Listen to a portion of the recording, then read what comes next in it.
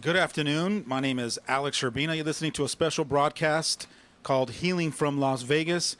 I am a life coach, and I'm sitting in studio with Sharon Brubaker. She's a certified grief recovery specialist, and she's also from the organization A Time to Heal. Thanks for joining me in the studio today. I appreciate you taking the time. Thank you, Alex, for having me. I'm so excited to be back. I know this is a conversation that we need to keep having over and over again so that we can help people with this process and help them with a broken heart. Well, I think that, when it comes to helping people grieve and go through that process and heal, I think that you are one of the special gifts in this community and the world, and I'm glad that you took the time to be here today. Thank you. Thank you so much. Yeah, we also have Erin Aquaviva. She's a local teacher, wife, mother, daughter, and the survivor of the October 1st, 2017 Las Vegas shooting. Thanks for taking the time to be here. Thank you, Alex. Thank you, Sharon. So you've been sharing your story very courageously as what I'm going to call an affirmation to give yourself permission to accept what happened and go through that process of grieving and healing. What an incredible story it is. Would you be willing to share that with us today? Sure, absolutely. So tell us, kind of walk us through your experience. So my way of explaining it, or my process, is to very much say I was there, but to recognize that I am here, and so that I was there is the part where I was there at the festival, at the Route 91 festival, with friends, having a great time, like so many others. Took a lot of great pictures. A lot of people knew we were there, posting on Facebook, really excited to be there, and it was one of the best times I've ever had. There were 7 of us in our group, actually 8 of us in our group, and we just had a really great time. And then, like so many others, it stopped, and time moved really slow for a good 10 minutes that felt like an eternity. And for me, my story begins with hearing and seeing shots out of the corner of my eye. And it's funny, I was just going over this with my husband last night, that I heard those first shots. We see a lot of the videos, and there were shots that were fired during one specific song, but then the very first ones were fired during a different song. And I heard those, and my brain just wouldn't let me say that that was what it was. So I knew it was gunshots. I saw a light of firing, and from there I was just alerted, and then also talked myself out of it. So like Alex, you and I have talked about, I heard it, and then I had to, once I really heard the gunshots going off, the round after round, it was like, oh, okay, I just talked myself out of what this is, but no, this is really what this is. And so I just remember the fear coming over all of our faces.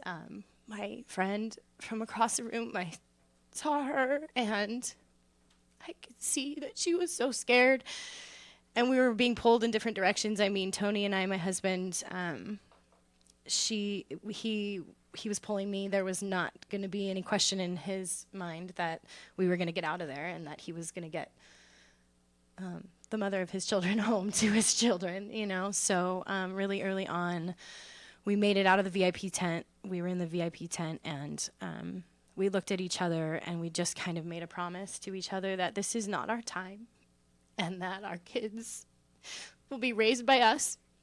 And we just ran. We ran. And we ran really fast, and we were looking at it last night to see how fast did we get out of there. And we think it was probably a matter of under 10 minutes. And it was scary, and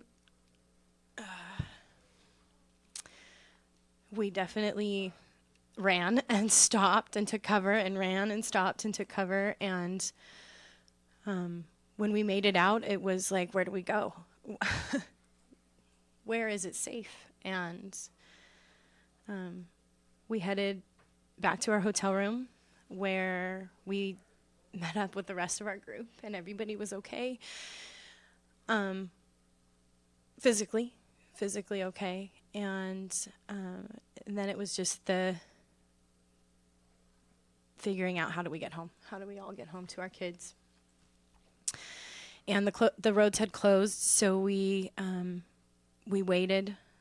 We heard that the freeway was closed, so we waited, and as soon as they lifted, or that we heard that they lifted and opened up the roads, which was at 4 a.m., I got a text from my girlfriend who I was there with, and her husband, and she said, the roads are open, do you want to leave? And we just popped up ready to go. Our bags were packed, we were just out of there. And then it was like the longest drive home to just get there and wrap our arms around our children. And that's exactly what we did. We walked in the door and we just hugged them and loved on them. And I cried, and my son said, "Are you happy to see us?" And I said, "You have no idea how happy we are to see you." And they didn't know. They didn't know what was happening at that time. And we weren't in a space to share at that moment in time what had happened, but knew that that's ultimately what we needed to do. So that day, my children stayed home from school. I wasn't going to have them go to school. I was already sending messages. Don't send them to school. I don't want them to find out. I don't want them to know what happened without us being the ones to be able to share it with them. I don't want them to be scared. I don't want them to hear, "Oh gosh, this happened in Vegas, and where's mom and dad? I haven't seen them yet." So we kept them home, and we spent a good majority of the day just doing nothing. I mean, I just sat on a recliner all day, and my son just curled up in my lap. I mean, I have a picture of it. I just looked at it. It's like the picture right before the shooting happened, and then this picture of me and my son just looking at each other, because I just wanted to know that moment. And our kids just being so mellow and with us that day, they just didn't ask for anything. I mean, it's like they already knew. And then I got on the phone with you that evening and just said, how do I share this with my kids, or what do I do? How do I share this with my kids? And you opened that space for me and just asked me, what would you want your parents to do? And I think what I always wanted my parents to do was just give it to me straight and tell me what was going on with them. And we did. And then we had another beautiful moment with our children where we just hugged and we cried. And maybe 5 minutes into the conversation, my daughter popped up and she said, "Living a life scared is not living." And I just hear that in my head over and over and over again. And it's like she's my little coach, I'm learning so much from her. And I heard on your show, your kids are raising you. That was like last week or something like that. And I just think, oh my gosh, my kids are so raising me. And I hear that little voice say that to me all the time, over and over and over again. Living a life scared is not living. I get to be in this moment. So 4 days after the shooting, I wrote a poem about being there, but today being here and in this moment and this new opportunity, and every day is in this moment and this new opportunity, and being open to what is offered to us every day. Thank you for sharing that. It was a beautiful story. Beautiful. So Sharon, I want to ask you, as she's sharing that story, what starts coming to mind for you as a professional working with people and dealing with grief? Or are there certain stages you're identifying as she's sharing that story? And I think I shared with you this with you before. We don't, at Grief Recovery, we don't buy into stages. Grief is a broken heart. Grief is normal and natural reaction to a loss of any kind. And I was sharing with Alex that I thought the loss that most of you probably experience is your loss of safety, your loss of security, loss of knowing everything was always going to be okay, So, and the fear, that utmost fear, which I can't even imagine what you went through. Thank you so much for sharing your story. Thank you So so when you much. say there's no stages, that means that there's no certain things that you go in order. It just whatever experience you're going through, because I'm sure it happens different for everyone else. Correct? Absolutely, 100%. It's unique and individual for each person, right? So there's no stages. There's no like, I'm going to be angry today. So there's I'm not gonna be so there's not an depressed. order, There's not an order. but there are specific things that you could be experiencing, though. Correct? There's definitely, and everyone's going to experience something different, and it's a journey. It's a journey through that process we call grief. So I feel like it's more of a process than actually a stage and you go like this. It doesn't go in any specific order. Some people may be having a fear of just being out in public. Some people may be having grief of other things that happened to them in their past, and now those griefs are coming up, but they may not have associated them with this incident, but those past griefs will start to show up and appear in their lives. So that trauma could actually trigger other things that you've either suppressed or ignored from the past. Yeah, absolutely. Being abandoned, being left alone, fear, all those things could be coming up now. A past death, it can attach to something that is not even related to Vegas. Maybe a relationship that you had in junior high school with a girlfriend.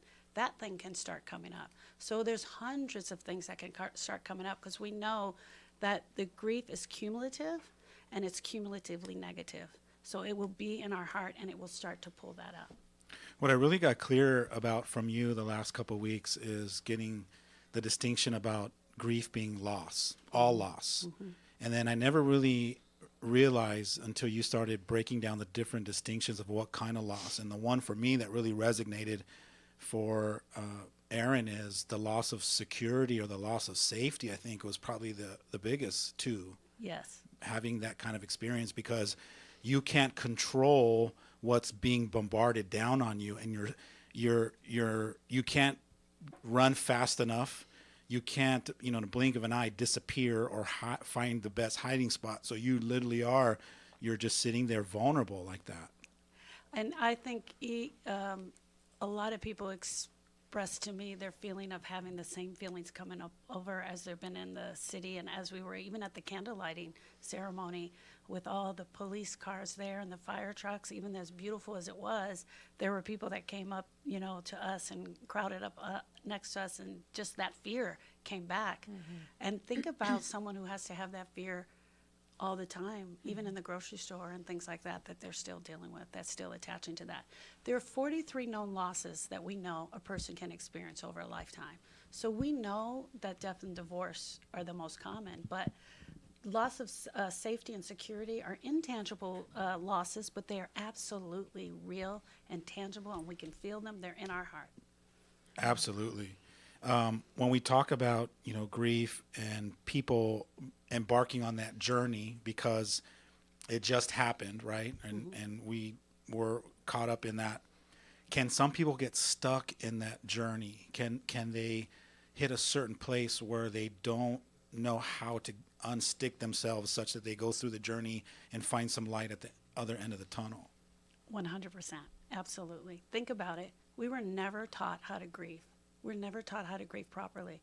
And you are at a place right now, Aaron, where you have this amazing tool that you'll be able to teach to your kids is how to get through this process. And bless her heart, your daughter, how old is she?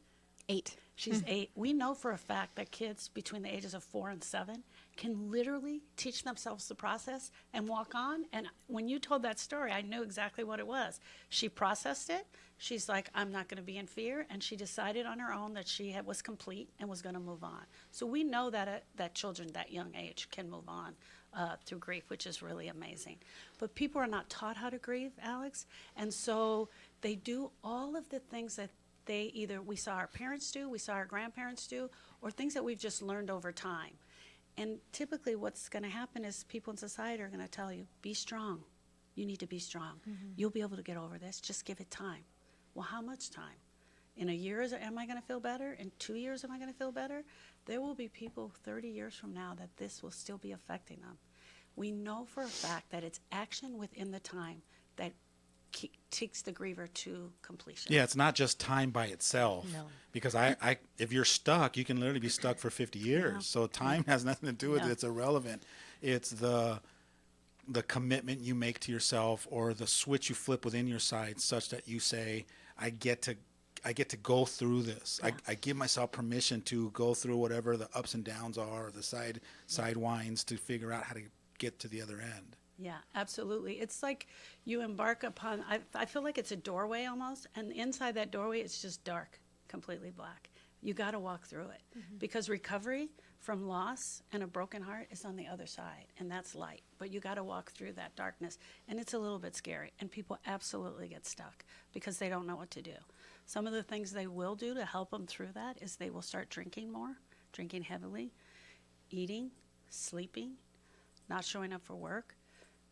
Any of the things that we call short-term energy relieving behaviors, anything that we can do to make ourselves feel better, because the pain is so bad, I don't know how to fix this, but I know I can mask it with this alcohol or this food or sex, whatever it is, whatever their vice is. Can't that also be known as coping mechanisms Absolutely. as well? Okay, yeah. I was just going to ask, because I've definitely noticed some of these things in myself. Sleep and eating are my go-to. And so what would you suggest as tools to, instead of going to those spaces, how can we shift from that space when we recognize that we're in it? Right. So, and that eating is one of mine as well. Aaron, I will share that with you. I can even imagine myself just standing at the refrigerator and absolutely being not hungry, but just standing there looking for something. So what I do for myself is I talk to myself and I say, what is going on right now?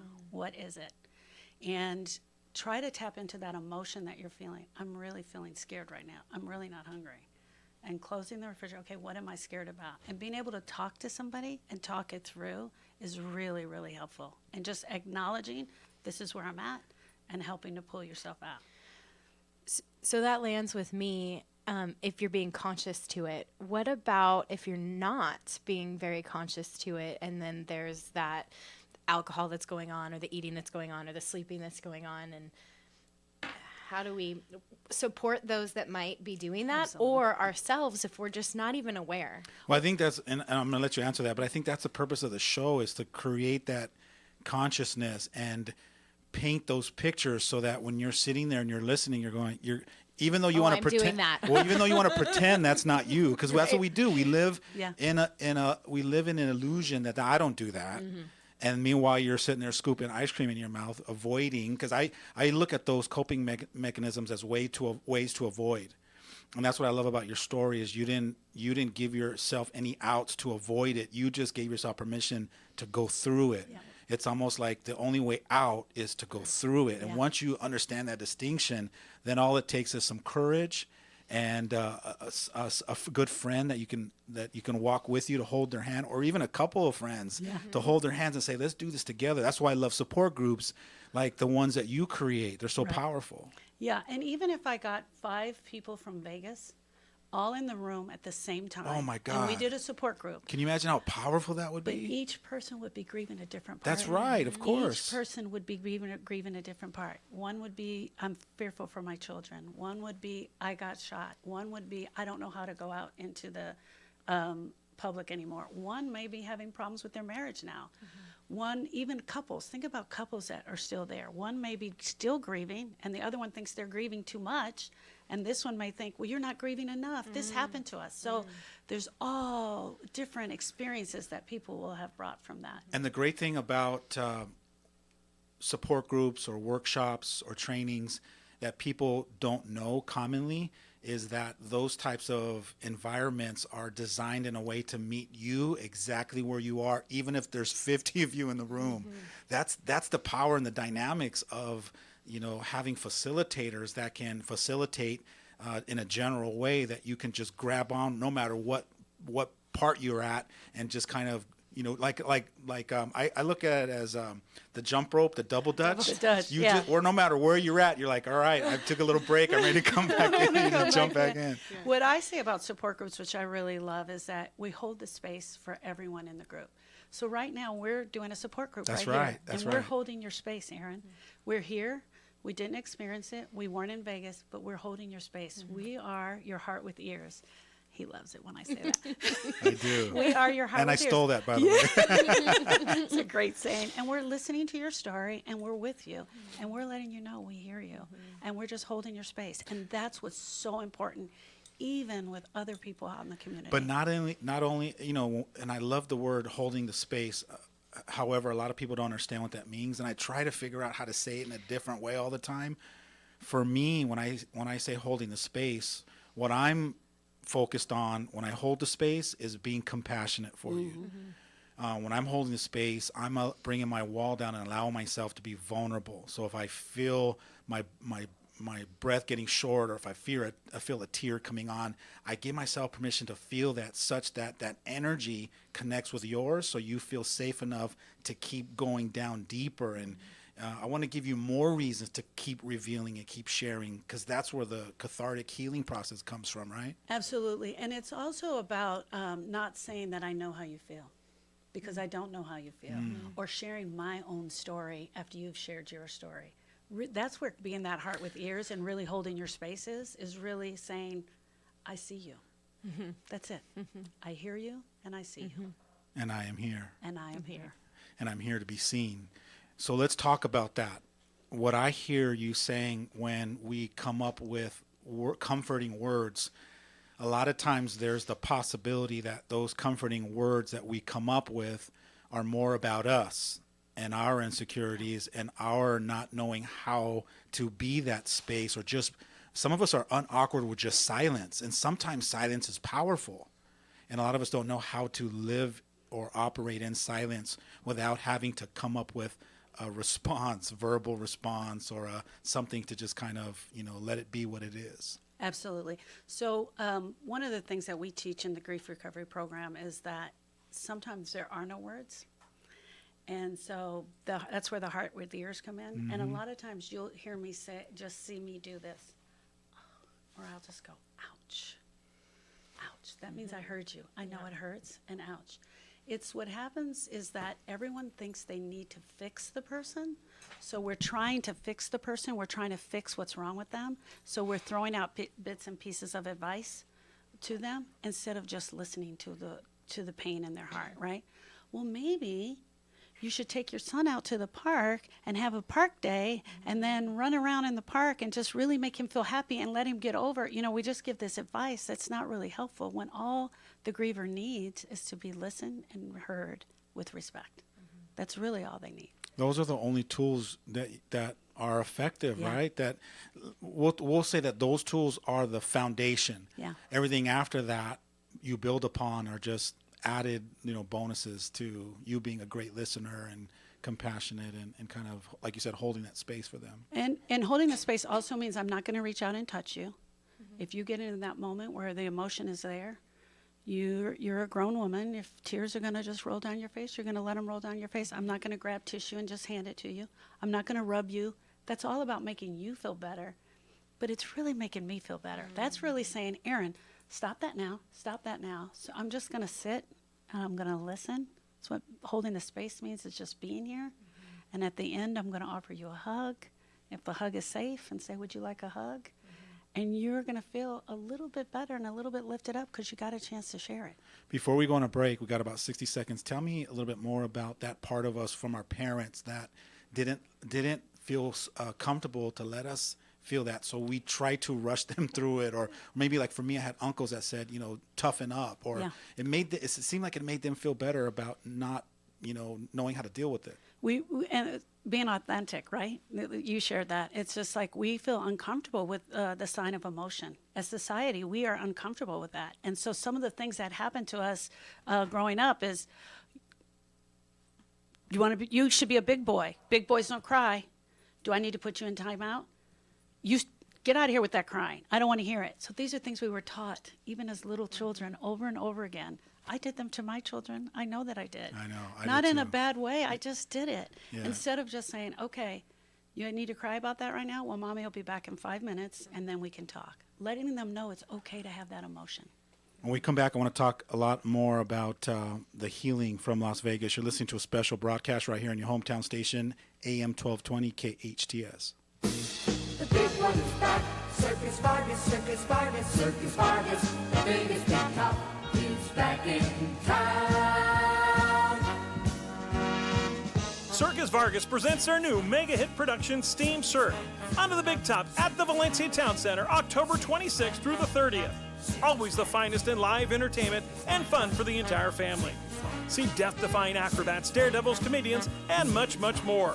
Arrive early for some interactive pre-show fun where your kids can be the circus stars. Discount coupons available at Camacho Auto Sales. Don't wait. Get your tickets now by calling 877-GOT-FUN-1 or visit them online at circusvargas.com.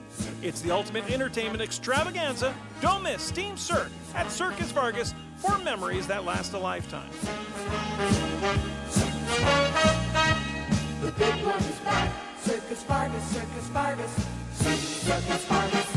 Lots of people can build websites, even your sister-in-law's cousin. But there's one Santa Clarita company that specializes in designing websites for your business. Small Dog Creative. The Small Dog Creative team are local designers who are hands-on. Their talented team of experts build premium websites and redefine branding. Small Dog Creative doesn't just build websites, they'll upgrade your business's online presence and turn your business into a powerful online brand. Small Dog Creative, Santa Clarita's most innovative web and design company. SmallDogCreative.com. A royal suite. A Royal Suite is proud to be celebrating its 40th anniversary as Santa Clarita's full-line home furnishing store and World Series sponsor. To celebrate the Dodgers, for the first time in its history, a Royal Suite is offering 50% off of everything in the store. Bedrooms, dining rooms, living rooms, recliners, and Murphy beds, all at half off. A Royal Suite Home Furnishings in Centerpoint across from Sam's Club or at aroyalsuite.com. First impressions say it all. Choosing the right makeup is critical to that first impression and keeping your skin looking young and healthy. That's why Santa Clarita's Jen Gerard created Gerard Cosmetics. Inspired by women of all ages who gravitate toward classic and timeless beauty with a modern twist, Gerard Cosmetics. Superb quality and pigmentation, along with lip glosses and lipsticks in colors for everyone. The internationally acclaimed Gerard Cosmetics. Discover your new look at GerardCosmetics.com. Your hometown station, KHTS. Good afternoon and welcome back to this special broadcast called Healing from Las Vegas, How to Move Through Your Grief in a Powerful Way. I'm Alex Urbina, life coach, hanging out in studio with Sharon Brubaker, a certified grief recovery specialist from A Time to Heal. And we have Erin Aquaviva, local teacher, mom, wife, survivor of the October 1st, 2017 Las Vegas shooting. I feel so empowered saying that because you gave yourself that title and it was more like a declaration of, you know, I was there, but I'm here now. And that's kind of, you know, just a title that is not who I am. It's just a part of what I went through, just like all of our titles, right, that we carry along with us. It's not who we are. It's just something that I got to experience. No, go ahead. I think that also because I gave that title with that list as well. Like I am a wife, I am a mother, That's I am right. all these things, and I am also a survivor. And I can almost not say it without getting a little bit choked up as well. And that's fine too. Yes, you know, absolutely. so I want to talk about this, Sharon. I want to talk about the possibility that the world has moved on from this tragedy, and there might be some of us that have not. Is there? I'm trying to wrap my mind around having this thing be such the first week or two be a big deal to the community and your neighbors and to sit there and still be lingering in it at whatever place you're on in your journey, and then to sit there and watch everyone else just go, all right, the parade's here or the Dodgers are here, and everyone just moving on. And you're like, wait a minute, I want to be where you're at. And so talk a little bit more about that. As you're saying that, my heart is just breaking. Think about the person that has no one to talk to.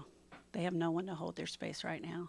So if you're out there and you're listening, any one of us will hold your space at any time, Meaning that there's people that still do care, yeah. and we've been there and we want to support you. And we'd be willing to listen and definitely get with you at any time, for sure.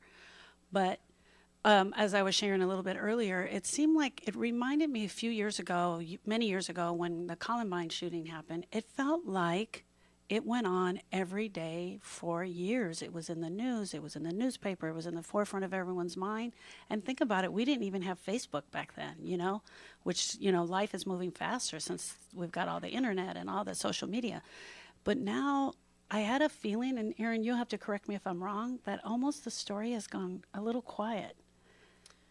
I think in my experience, and just hearing other survivors, because, we're connecting on Facebook or connecting by phone, or I had coffee with someone even this weekend, that this happened, and it's kind of now engraved in our hearts, and it'll always be something that we remember. And a lot of us are still going through this process, yet everybody else is forgotten, and now we heal, but maybe without as much support. The phone calls stop, the texts stop.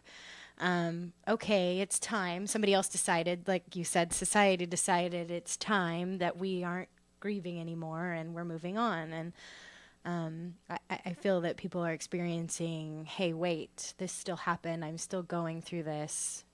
And I don't know how now, because I feel like there's less support.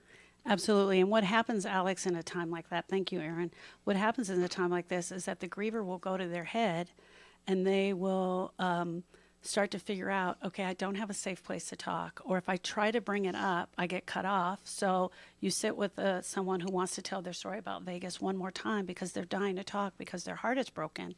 And I listen for a few minutes. Oh, yeah. Did you see those Dodgers last night? Wow, they just really blew it out of the park. So there's a quick subject change, right? So you're probably creating affirmations that it's not okay. And then you could probably start judging yourself, saying, Right. well, if you're moved on so fast, then maybe I should be. And then you start going into the psychoanalyzing. Not only that, they don't have any safe place to talk, so they stop talking about it altogether, and they just try to push it down as much as they can. They're like, well, I don't have a safe place to talk. They intellectualize, put it in their head and said, okay, I really can't talk about this right now, so they just stop talking about it. But see, that same person 5 years from now who didn't complete their relationship with this loss in Vegas, and some other loss happens to them, and then this attaches to that, and then wham, bam, the grief is so much deeper.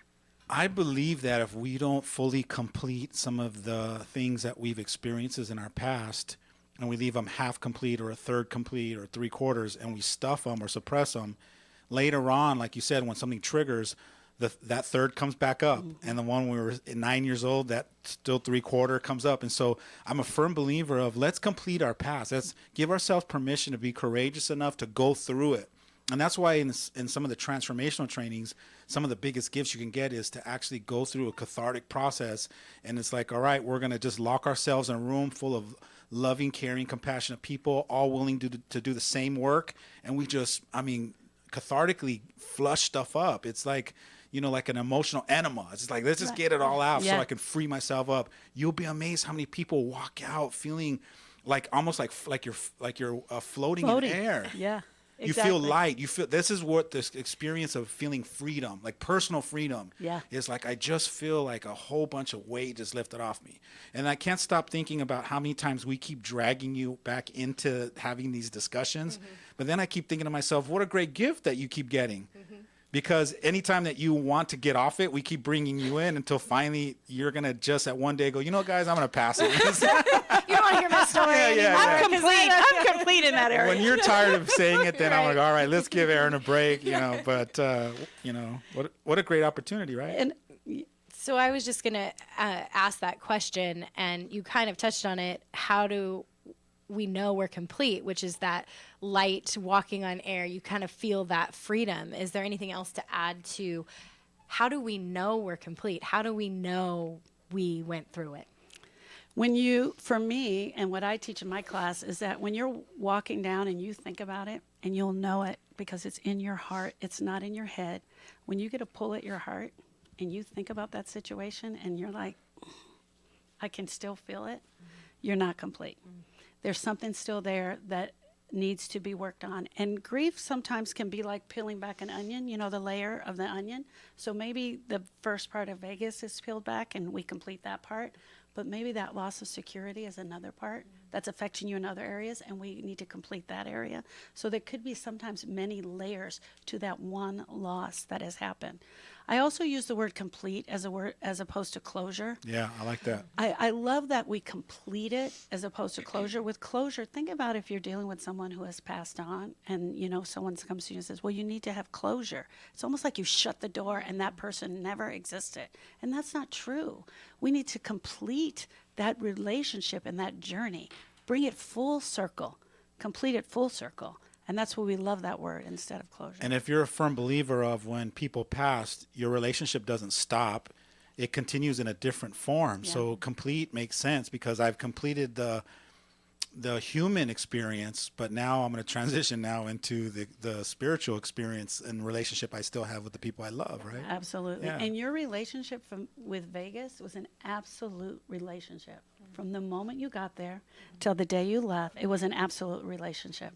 So you experience it and you have a relationship with Vegas that you will always have, plus all of the That's a people great there. point. Actually, Yeah. we're in relationship to everything. Yeah. When they say relationships is everything, you really are. You're in relationship to that microphone Absolutely. that you veered off of for a little. Trying to get closer. We really are literally in relationship to everything, and you have to decide what's my relationship to Yeah. this. And you're always trying to give meaning to what your relationship means, and then you get to decide what is your relationship to what happened. Have you decided that yet? I think for me, the relationship is now, it's given me this fierce motivation to live a purposeful life Beautiful. and have intent Amazing. behind what I do, and then also to support others through But their process. that's a perspective that you chose, Right. because an hour after it was happening, if I would have asked you that same question, you might not have known how to choose an empowering perspective from that point of view at that time, which probably would have been warranted because it's our journey, and it just Right. happens the way it happens. Right. And probably at that moment you were probably numb and didn't have the concentration that you have. But some power came when you wrote that poem. The power that came when you wrote that poem, you sort of became like a guiding light to everyone because you spoke, everyone that had that experience, you're speaking the words of their experience. You absolutely were able to put the words to what their heart was feeling, right? Well, the poem was definitely a pivotal moment. There were some things that took you to get to write the poem, which I don't want to discredit. It was some very courageous attempts and a commitment that just deep down inside, you just accessed this warrior for you to just kind of keep pushing through until you broke through there. And I'm so proud of you for that. And I'm proud of you for sharing the story, because you can very easily say, no, I'm just going to keep this to myself. But to share it is huge contribution. Thank you, Aaron. Thank you. Thank you. Thank you for writing that. I really do feel like you've become a light, and that's what's so cool. So then going back to also, Alex, when people can't talk about it, we talked about this a little bit earlier. They just don't have a safe place. And that's where having the action within the time will help them if they knew the exact steps of the action. And sometimes it's just writing it down. It is just journaling. It is writing a letter. And those are the things that we can help them through, help them coming through the process when they absolutely don't have a safe place, and giving them that safe place to do that with a little bit of instructions. I'm a firm believer that nothing happens on accident and all things happen for a reason. And I believe that this broadcast is here for a reason. And I also believe that the broadcast is going to continue to contribute to other people, not even just in this scenario, but probably for a lifetime and for other tragedies. For those people that are stuck and feel like the rest of the world has moved on without them, and they're one of those ones that you described earlier, like, hey, what about me? For all the people that are done talking about it and you're not and want to reach out, can they reach out to you so that they can get some support from your commitment? Because I know you have a huge commitment to help people through the grieving process. Are you available for people to reach out to? I'm always available for people to reach out to. I'm here in the community. I am local. I'm in the industrial center. I have an office there. I can even meet over the phone. We can talk over the phone. Lots of times that's what I do. People just need a safe place to talk. I provide that for them, the respect, the heart with ears that we love. And anyone can reach me on my cell phone anytime at 661-212-0720 or Sharon at SharonBrubaker.com or SharonBrubaker.com. And I'm going to be the first to get in line to say that I vouch for your context when it comes to being a grief recovery specialist. It really does take, and this is for me, I'm just speaking for me, it really takes somebody to have a huge heart to be willing to be vulnerable and compassionate, and you have it. You've developed it. Some of us develop it. Some of us are just born with it and we never numbed it out, but you have it. And not everyone does. There's a lot of professionals in the healing community that have great information, but they still need to develop that heart. You have that heart, and I see it, and I see you. So I'm going to be the first one to get in line and vouch for you. And if you are struggling, reach out to Sharon. She's giving you the number. We'll get the number again. But do me a favor. Explain to me what the process looks like. So if I'm still kind of stuck and I recognize I'm stuck, and now I have the courage after hearing this or hearing your name a few times, and I actually make that phone call to you, what can I expect to have the first couple meetings look like? And kind of paint that picture for me. I work with a book called The Grief Recovery Method. And so, but the first thing we're going to do is we're just going to talk. I'm just going to share my story, tell you how I got here, that I came to grief from my nephew who drowned in Lake Havasu in 2006 from carbon monoxide poisoning, and not knowing how to handle grief, and finding this program and knowing the moment that I finished it that I wanted to help any other person that was grieving and had a broken heart. And so I share my story first, then you get to share your story as much as you feel comfortable sharing. And then right away we go into reading the book of grief and the definition of grief, understanding the definition, that grief is normal and natural reaction to a loss of any kind. And then I just start walking through that process. And we can do as much or as little work as you want to do. It is an 8-week educational program, so typically you're with me for about 8 weeks, one-on-one or in a support group, but it's life-changing. So I'm driving it. Yeah. I'm driving the vehicle. You're rolling alongside with me, being loving and compassionate and having that heart with ears. And you're going to meet me wherever I come in at, whatever part of my journey I'm at. Whatever part of the journey you're at. It's also, again, remember that doorway. It's dark. And so to get there, to get to the other side where the light is, where recovery takes place, you need a guide.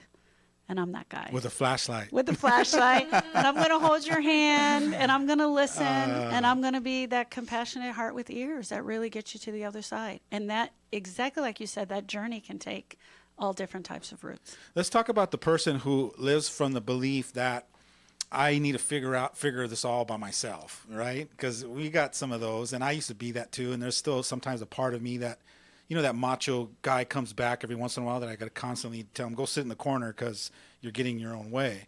But we have that, no, I can figure this out by myself. I got this. And then, you know, I have that one moment where I realize that I've been sleeping for the last 3 or 4 days in the dark, and I haven't reached out to anybody. Right. What's going to happen with that person? I'll tell you what that person looks like. I'll describe them to you. They are going to push it down. They're not going to want to talk about it. They are probably going to have to do something to mask the pain. So they may use some alcohol or some drugs, whatever they need to do, or work. You know, keep busy. You got to keep busy so you're not thinking about it. So they're gonna go on this journey of avoiding. Of avoiding. 10, 20 years from now, they're going to show up at my door because they never took care of it. But in the meantime, they're going to be probably completely emotional about everything that happens in their life. They're going to be watching commercials and crying. They're going to be listening to conversations and totally crying. Or they're going to have anger and fighting with their significant other. It's going to come out some way. That's right. It's not just going to stay there. This pain is going to come out some way. I agree. I in a lot of my trainings when I do, you know, whether it's teens or parents, I talk about this emotional tank that you have, kind of like a propane tank. And you have a bunch of suppressed emotions in there. And what you do throughout your life is you go, and you're the one releasing the valve. And why not just go, right? Why not just puncture a hole and let's get it all out? Or you know, give yourself permission and dig down deep, find a little courage to partner up with a group of people that this is their life mission to walk you through this process. And let's just get it over with. Just get it over with. Rip the Band-Aid off. I want to get it off me. You know, let's heal. Rip the Band-Aid so the air gets in there, and it you know, you go through the stage of, you know, it's scabbing up and the scab falling off. Meanwhile, you know, you got the Band-Aid, and every time you shower, there's more moisture. Now you got this wound that's never going to heal because you're not giving it the right attention. And also, when is it time to get that help? when is it time to get that help? If you walk out in the street right now, Aaron, and you twist your ankle and you break your ankle, what's the first thing you're going to do? You're going to go to the doctor. You're going to go to the doctor. You're going to get help. Or you're going to come home and you're going to wrap it up and say, I'm fine. I'm fine. Right. So, or someone's going to come along. They're going to see your bone sticking out. We're going to call 911, right? You're going to get help for that broken bone right away. Why don't we get help for our broken heart? We let it sit forever and ever, or we put that Band-Aid on it, and we don't do what we're supposed to do. And unfortunately, it comes back. And I love when you say it comes back. I like how you soften stuff. I'm a little more just abrupt. I'll say it's not going to just come back. It's going to come back, and it's going to interrupt your life. It's going to show up and disrupt your relationships. You're going to start arguing and having fights with people that you say you love the most, and you're not going to know why. Yeah. It just pops up. It creeps out. It spills out.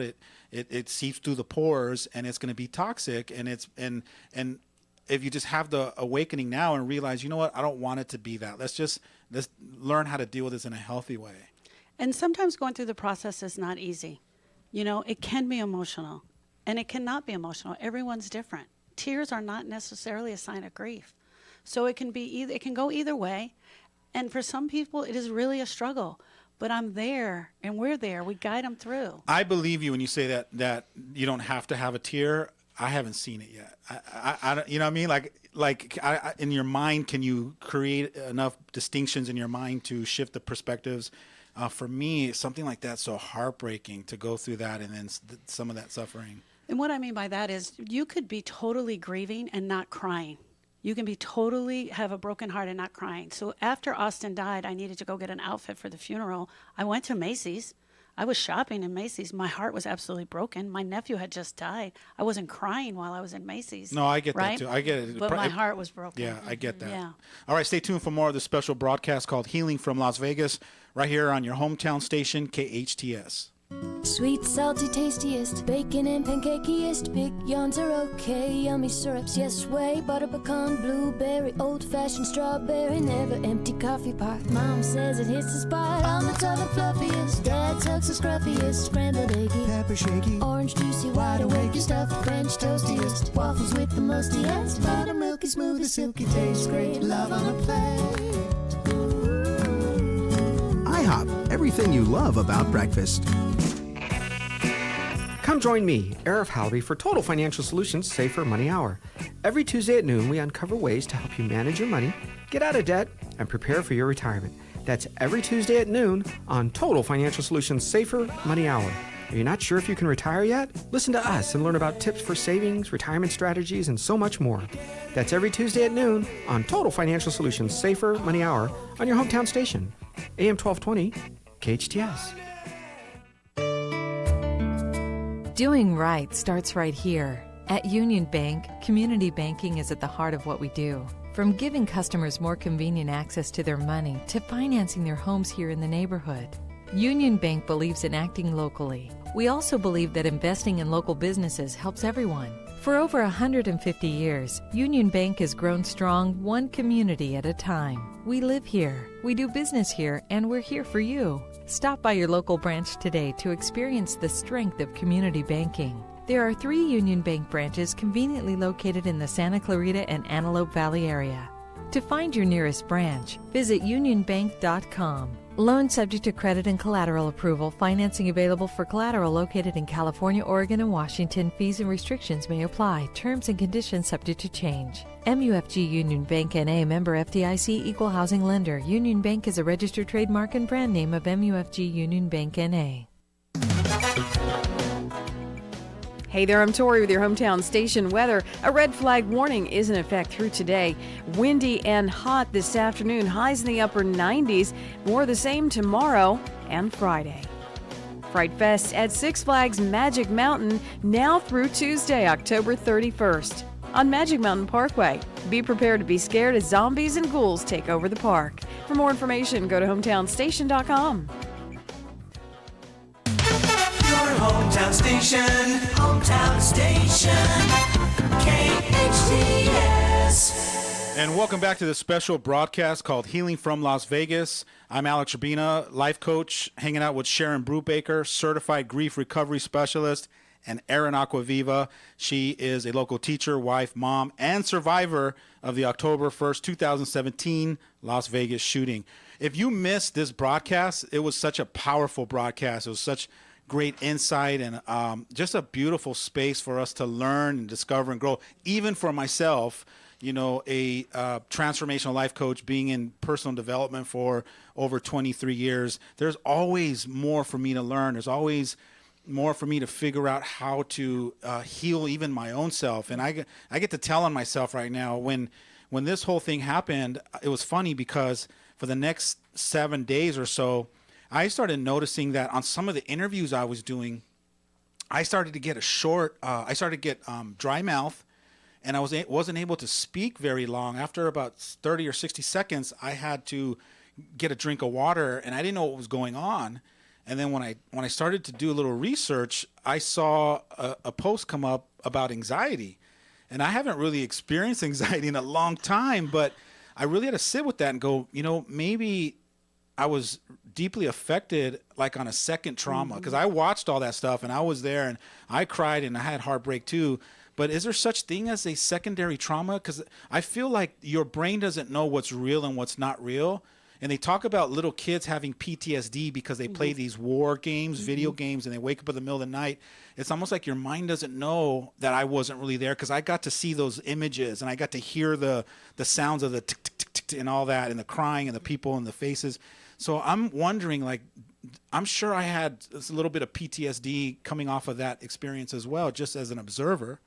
Or is there something from your past that's stuck in there that after today, obviously there's a little bit of stuff I still have to go, I got to let it all out. I mean, what is pulling at that heartstring? What is there for you that's left incomplete, that's still there? And it could be something really far back, like even in elementary school, that was just an experience. No, I get it. That this experience is bringing that up for you. And sometimes it's just not in our conscious mind, but it's absolutely there. It's amazing. I kept chalking it up to that I'm just compassionate for people, and I feel I'm empathetic, so I feel people's pain, but you know, after today's show, obviously there could have been something there, and I'm open to that. And but at least I gave myself permission to experience it, and I didn't resist it. So I let whatever was it just be what it was. Did a little research on it, and then it was weird because after like 6 or 7 days, I was off it. Then then the next meeting we had was there at that thing that we had. We did a community outreach. Yeah, and it was amazing. Yeah, and it was just like, all right, you're here, and you just get to take your experience and be vulnerable and just serve it up. So yeah, and that was really great. Yeah, and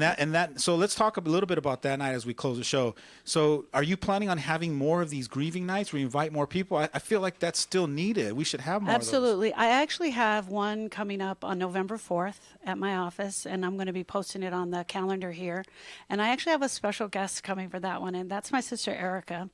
And Erica is the mother of Austin. Austin died in 2006, but she also lost her 21-year-old Donovan in 2014. He died in a motorcycle crash. She's also a grief recovery specialist and soon-to-be author, and she's going to be here in town. And so whenever she's in town, she's such an inspiration to people with pain and loss. So she will definitely be here speaking on the 4th.